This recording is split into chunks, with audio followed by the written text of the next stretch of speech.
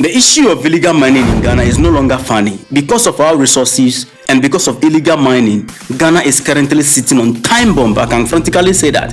Because report right now coming from our mainstream media houses, you can confirm that on Joy News, it says that 5 of our forest reserves are reportedly under the control of armed men. Listen to that. Armed men, armed groups inside our forests, deciding who enters and who does not. Who are they protecting themselves against? Our security. People at mining site have become direct threat to our security, and their target is very simple: our mining site. I said it in my previous video that this is how we end up with DRC torn apart by multiple armed groups because of their resources. This is how we end up with Sudan torn apart by armed groups. This is how we end up with Libya torn apart by armed group. The goal is one: the resources. This is how we end up with lots of armed groups on the continent of Africa fighting at mining sites. The goal is our resources. It is time our government stop dealing with people on mining sites with arms as normal civilians, because this is not a story about Ghana only. This is a bigger problem happening across African continent. Everywhere you find valuable resources in Africa, you find armed men.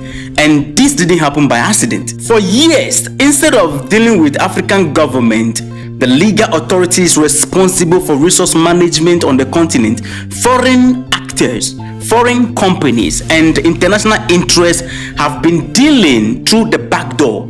They prefer to trade with armed groups at mining site. Why? Because that one is cheaper, it avoids accountability, it gives them control. So what happened next? Weapons from these backdoor dealers. Not only the weapons, they get the money, they get the influence, and they get a lot of attention from illegal dealers beyond the continent, international players. And suddenly what happened is that they become very powerful enough to challenge the state. That is how we end up with DRC torn apart by over 120 armed groups, all fighting over minerals. Sudan destroyed by rival militia funded and armed from outside in the interest of their minerals. Libya, the same thing, torn apart by multiple armed groups because of their resources. You have the Sahel there, where terrorists hide in forests and attack communities near mining zones. Check the news, that is what is happening. Nigeria, you have gunmen operating from the forest reserve, targeting mining site and village closer to mining site.